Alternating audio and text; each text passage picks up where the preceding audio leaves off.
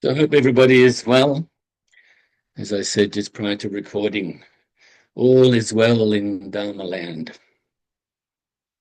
in the Buddha pure lands of your mind. So let's do the chanting straight away. Namo tassa bhagavato arahato samma sambuddhassa. Namo tassa bhagavato arahato samma sambuddhassa. Namo tassa bhagavato arahato samma sambuddhassa.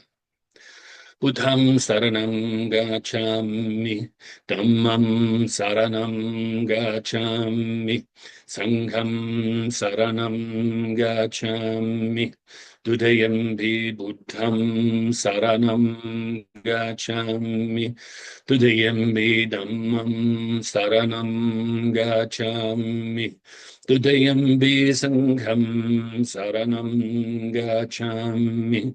Tatayampi buddham saranam gacchami. Tatayampi dhammam saranam gacchami. Tatayampi sangham saranam gacchami. Namo Buddhaya, Namo Dharmaya, Namo Sanghaya. Namo Buddhaya, Namo Dharmaya, Namo Sanghaya. Namo Buddhaya, Namo Dharmaya, Namo Sanghaya. I take refuge until I am enlightened in the Buddha, the Dharma, and the Sangha. Through the positive potential I create by practicing the 6 paramitas, may I soon attain enlightenment in order to benefit all sentient beings. I take refuge until I am enlightened in the Buddha, the Dharma, and the Sangha.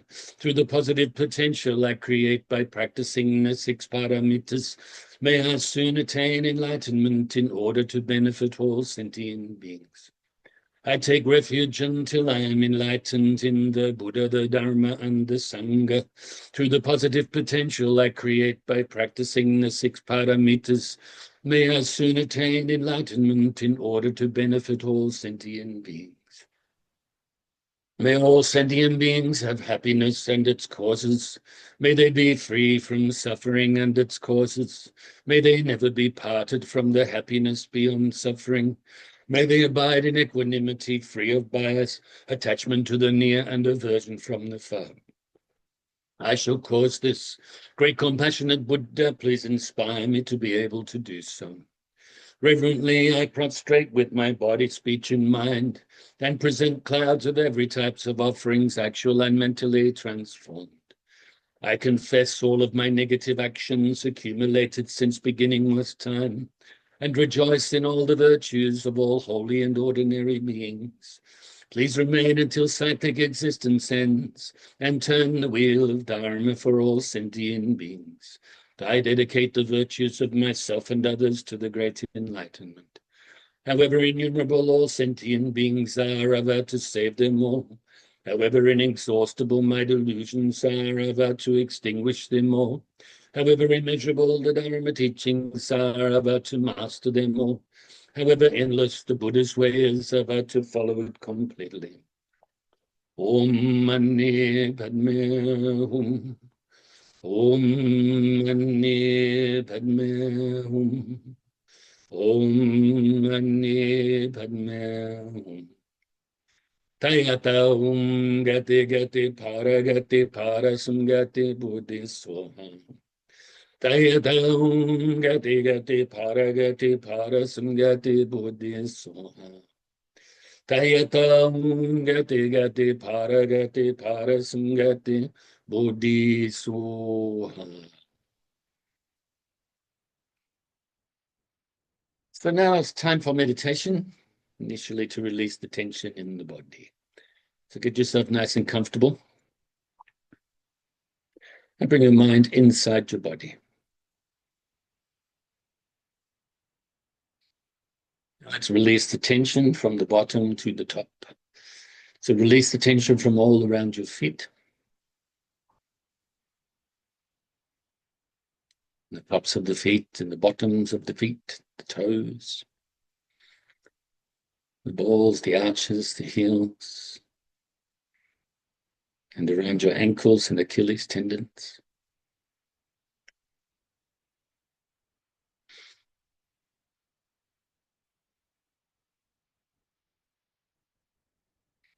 Your lower leg, calf muscles, and shins,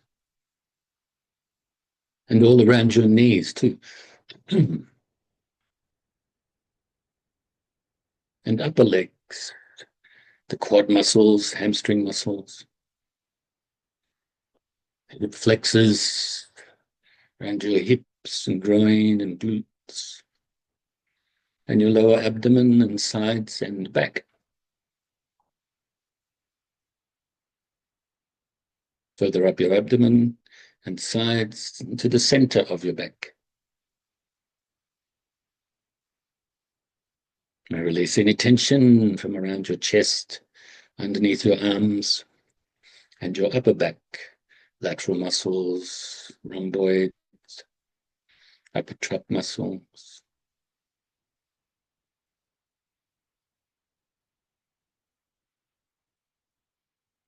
From your neck to your shoulders, and your shoulders, and then all the way, slowly all the way down to the tips of your fingers.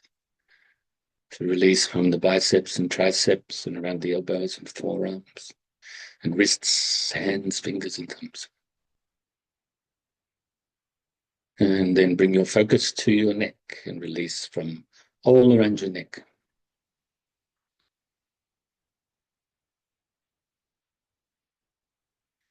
And all around your head, the back and sides, and all around your face.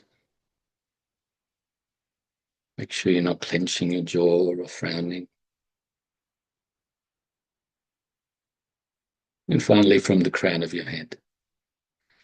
And now briefly scan your body again the same way to see if there's any leftover tension. And if there is, release it.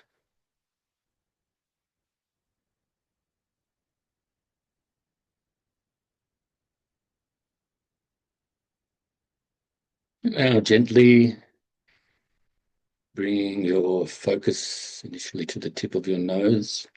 And your focus is the breathing. The feeling of the breath as we breathe in our nose all the way into the lungs, back out our nose again, and so on.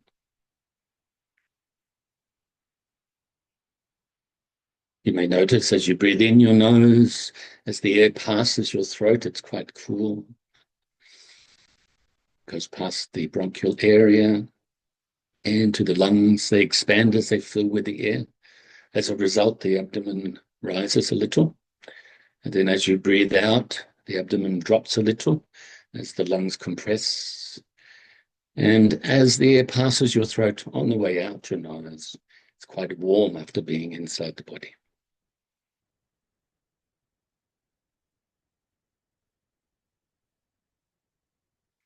So these are just some extra details, I should say, to help you focus on the feeling of the breath.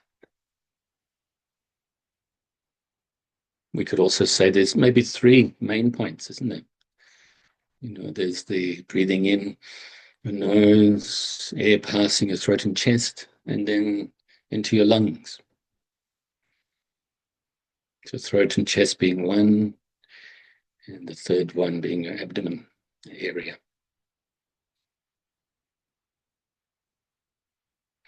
You can also add the extra technique of counting the breaths from 1 up to 10, and back to 1, and to 10, unless you get distracted along the way towards 10, and then you go back to 1 at that time.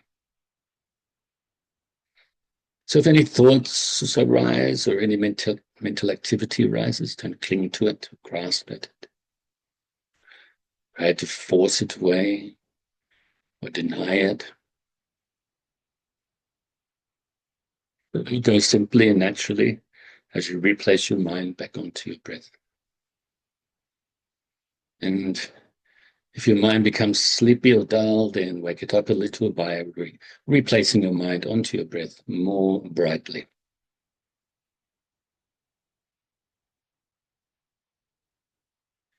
So let's practice like this in silence for a short while.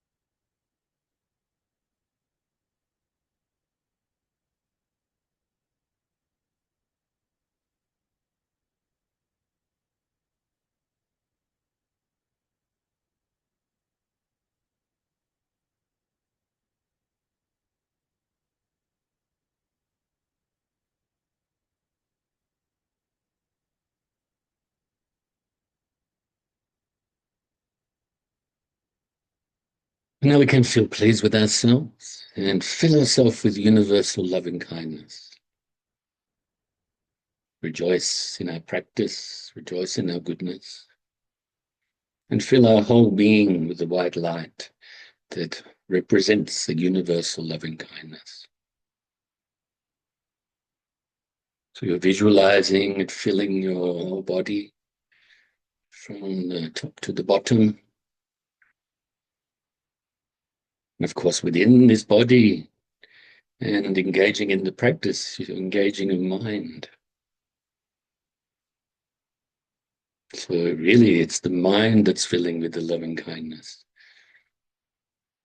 The mind and the body, obviously closely related, aren't they?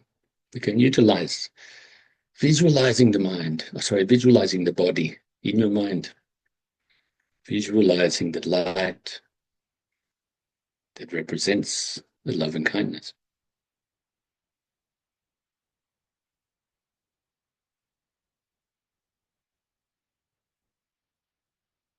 Fill yourself with so much loving kindness that it now overflows and radiates outwards, initially to your loved ones, family, and friends. So the white light leaves your heart center while maintaining your whole being filled with the white light. White light leaves your heart center and enters into the heart centers of all of your loved ones in front of you. Maybe there's just one or a few, maybe more. Filling them with the white light, universal loving kindness. Wish that they are happy, free from suffering, and are peaceful. And imagine that they are. And maybe there's a nice smile, pleasant look on their face. Very peaceful. Now also include strangers and do likewise.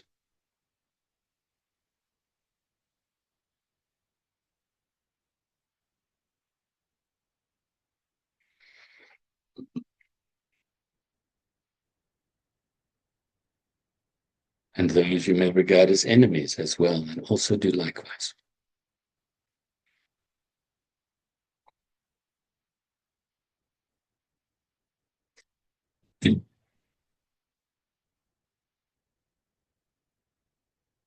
Now we can extend this loving kindness out beyond just humans to all sentient beings now. Initially around our immediate area, all the sentient beings that live in the waters and on the land, under the land, fly through the air, whether they're born from wombs, moisture, eggs, or through transformation. Whether they are in the heavenly realms, formless, form,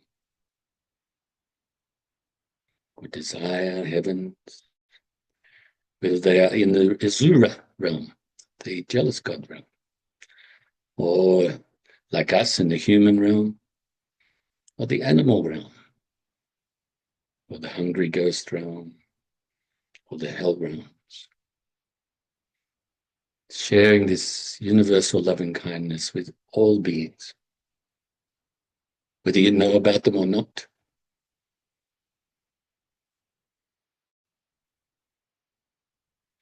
Whether you like them or don't like them or don't think about them.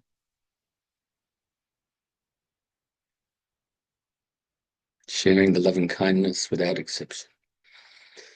And now throughout your whole state and county, as we increase distance-wise our radiation of loving kindness, and throughout all of the states and counties in your country, and all of the countries in the world, like a tidal wave of loving kindness spreading throughout this planet, gathering so much momentum, covering vast distances very quickly, throughout all of the oceans and down to the core of the earth and to the outermost atmosphere.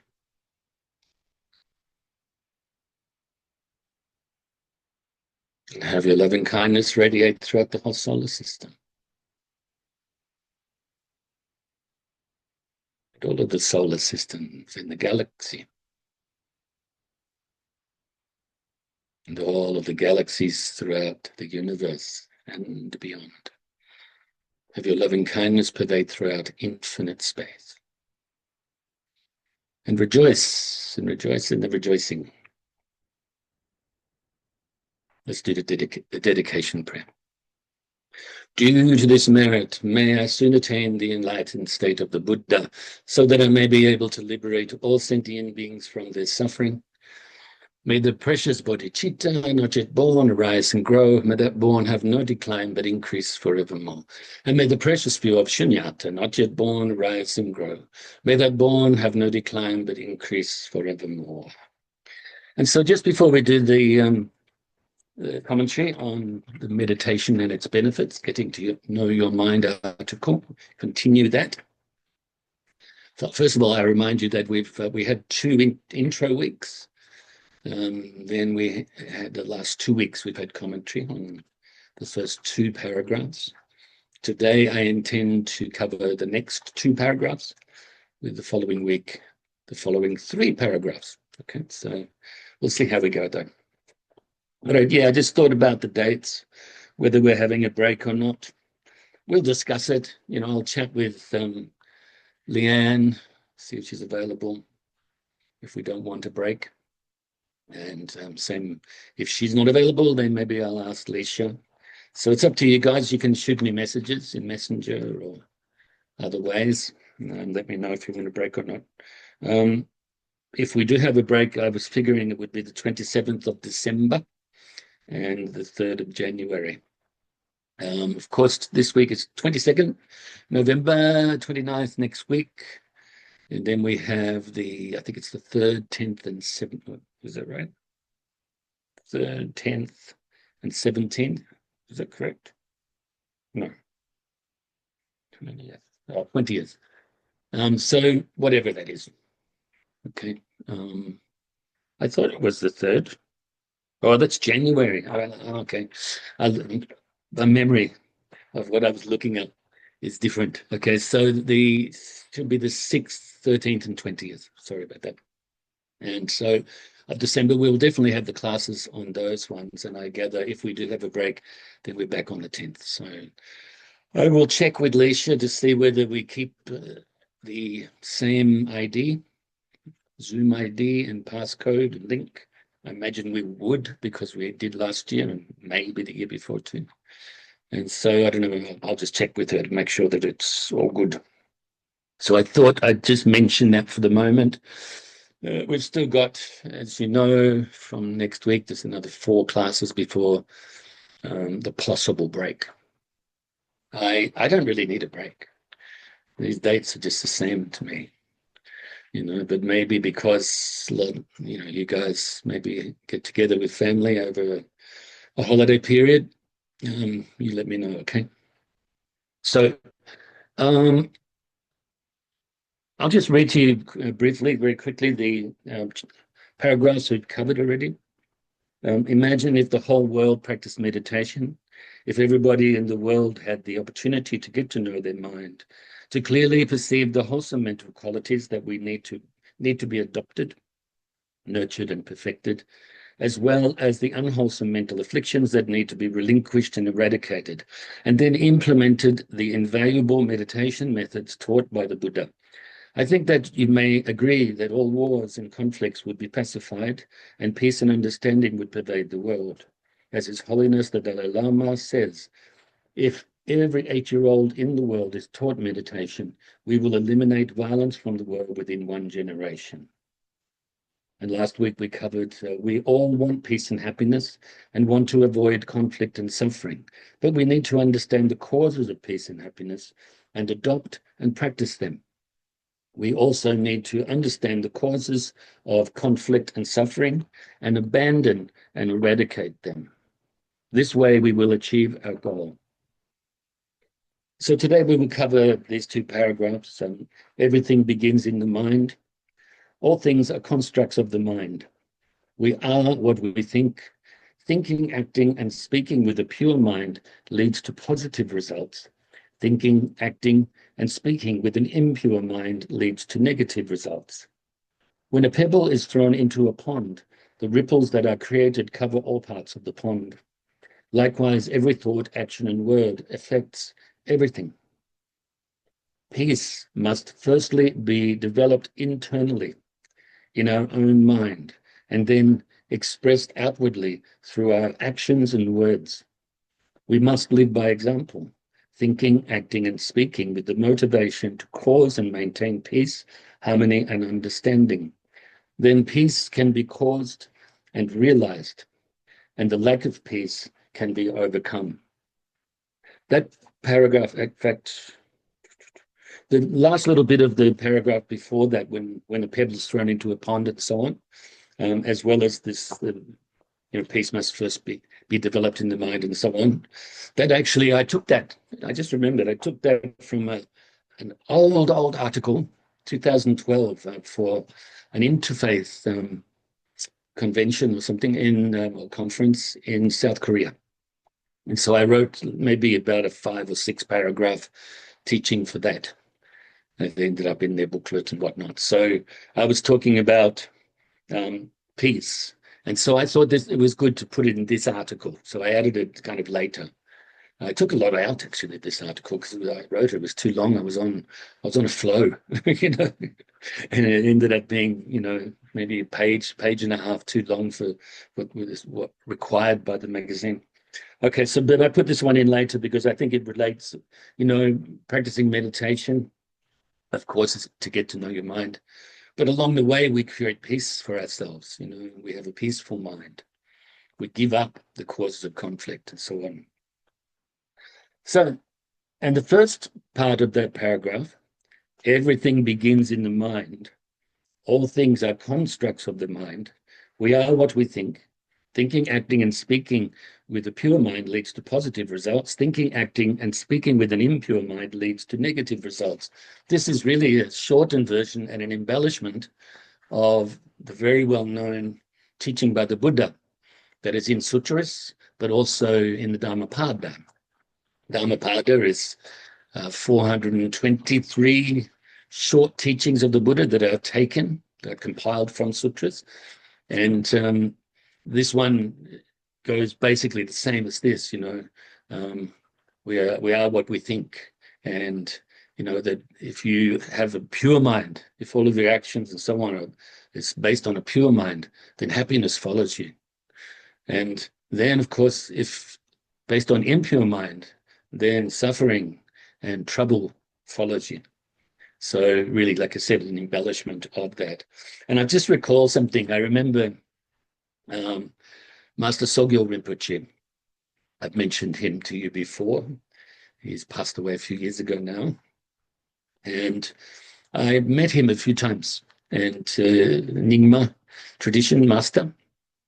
And he wrote a book, the Tibetan Book of Living and Dying, which I've mentioned to you, that was very instrumental in my practice. Anyway, I went to one of his talks and actually got to have some time with him afterwards, which was really nice. Actually, I went to, I think, 3 of his talks during this trip to Los Angeles. And it was called, the public address was called We Are What We Think.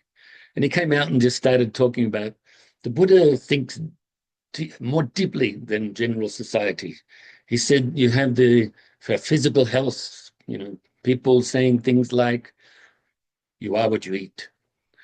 Then you have the fashion industry saying, you are what you wear. He said, but I think it's deeper and more truthful to say we are what we think. I just thought that was really clever to bring in, because there's lots of these kind of mottos or I forget what you'd call it now, but just kind of headlines, that people come up to sell their products. You are what you eat. Eat healthy. Yes, it's a good point in a way. Oh, you are what you wear. In other words, they want to sell you a good suit or a nice dress. But you are what you think. Can't sell you anything because it's in the mind. Up to you to keep it pure intentions. Up to you to free your mind or protect your mind from impure intentions. Nobody can sell it to you. You can't go outside to get it, can you? So, okay, so everything begins in the mind. I'll leave this behind after that. Everything begins in the mind. All things are constructs of the mind. Everything we experience is a construct of the mind. Like if we look at this computer and you don't like computers, quite often there's the mind not liking something. If you like a computer or you like it because we're doing the Dharma class, then there's construct of the mind, happiness in the mind with the idea of the computer. But it's happening in your mind. Everything is happening in the mind. All of our experiences relate to the mind. Without the mind, no experience. Okay, so, and even our senses, physical senses. You see something. Is it the eye that sees? Or is it the object that you're seeing that sees or is being seen? Or is the mind seeing? Without the mind, there is no seeing, nothing being seen. And it's the same with the other senses. So everything happens in the mind.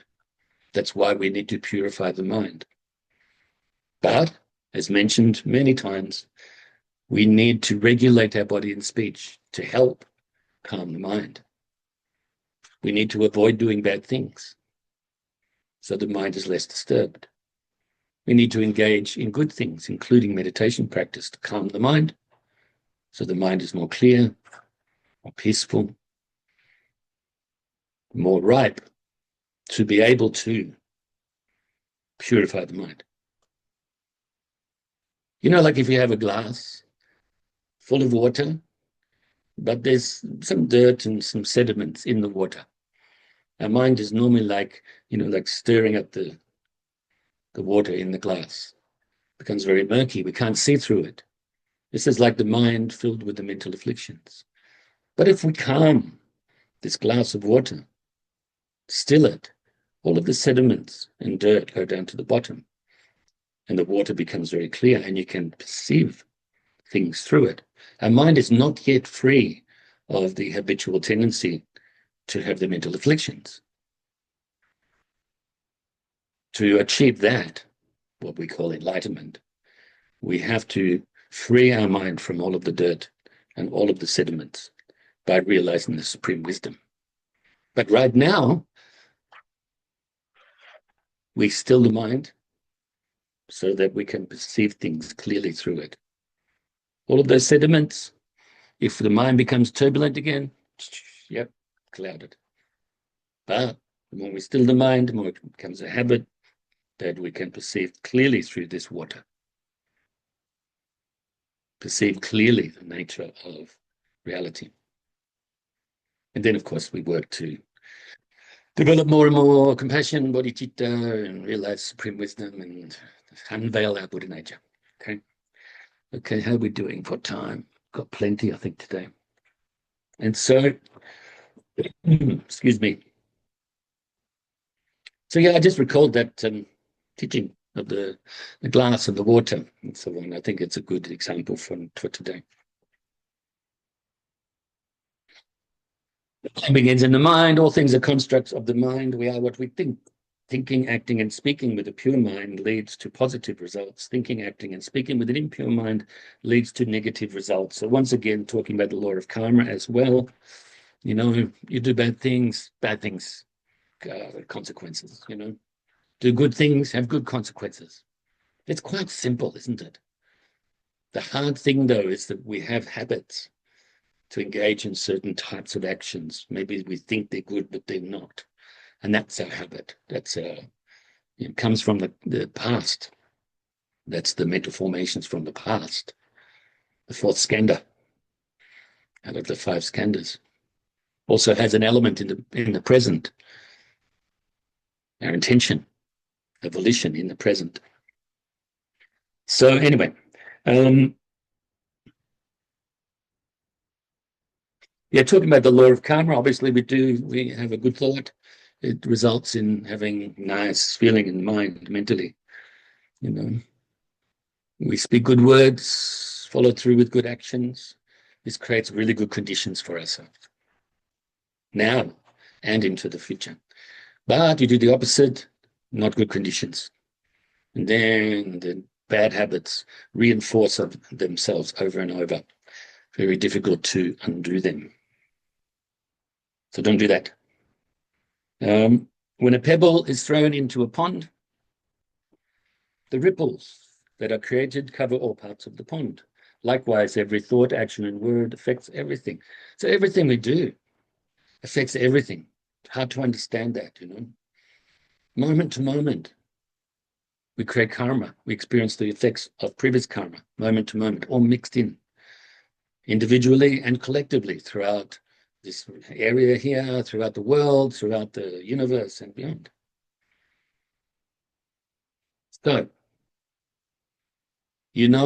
to do with this example, if you've got a pebble or a little stone or a brick or whatever, and you're next to a pond, let's say the pond's man-made, tiny little thing, maybe a few meters and round. You throw in the center of the pond and all of the ripples that go to all parts of the pond. So you could say that everything that we do affects our own mind, but also affects things around us.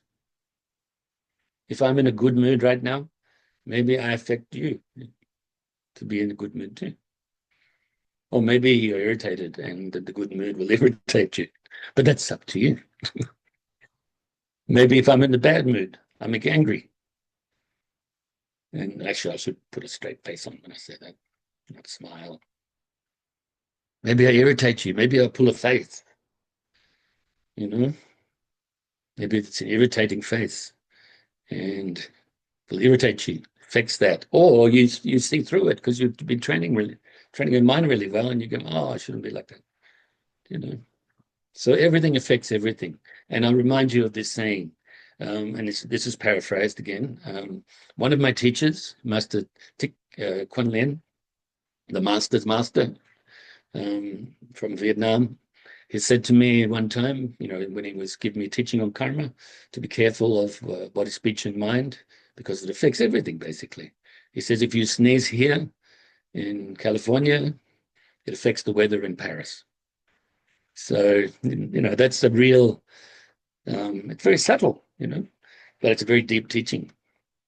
And so we need to be really careful of our actions of body, speech, and mind. It's going to affect our mind, but also affect things around us as well.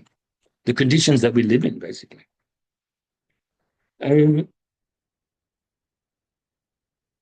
That'll be for that. Peace must firstly be developed internally, obviously, right? Now, let's say we want to create a peaceful world. How do you do that? You have to be peaceful yourself. You can't just go around. It's like sometimes, most of the time we'd say protests. Peaceful protests are good. But sometimes they get angry, don't they? So that's not how to share peace, Unfortunately, I think there's some people that don't want peace and go and disturb the peaceful protesters. A lot of that happens too. Shouldn't happen. Okay, so we must first develop peace internally. We're doing for time, 3 minutes. In our own mind, and then expressed outwardly through our actions and words. I've already kind of covered that already. So develop this peaceful mind, this good attitude, and then share it with your vibes and any physical actions, peaceful actions, and words, same. We must live by example. It's like if we can't expect others to do something good if we don't do good. We can't expect others, if we're trying to influence others, to abstain from doing bad things if we are engaging in bad things. I think that should be really obvious.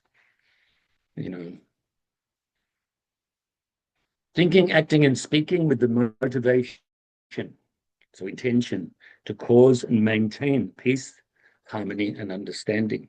So firstly within our own mind, then spread it outwards. Spread the understanding through good words, good actions, based on good intentions. Then peace can be caused and realized, first of all, in our own mind, and then peace can be caused and realized around us. And the lack of peace can be overcome. Quite simple, but it doesn't happen much in the world, unfortunately. But we do our best to create the peace in our mind by hearing the Dharma, contemplating the Dharma, and absorbing the mind with the Dharma. And then our actions and our words follow suit. They follow because the mind is the chief. Everything begins in the mind. All things are constructs of the mind. So let's construct goodness and virtue and avoid constructing non-virtue. And to use a word that I don't even think is a word, badness. Avoid badness. All right, so I rejoice in your goodness as always. I hope you're enjoying these classes, and I will go to varying lengths of depths of meaning, of profundities, profound sometimes, very simple sometimes. Okay. So Namo Buddhaya, Namo Dharmaya, Namo Sanghaya. Look after your mind, look after your body, and be peaceful, share a peaceful vibe. Make sure that you have good intentions, that you have clear awareness, are mindful.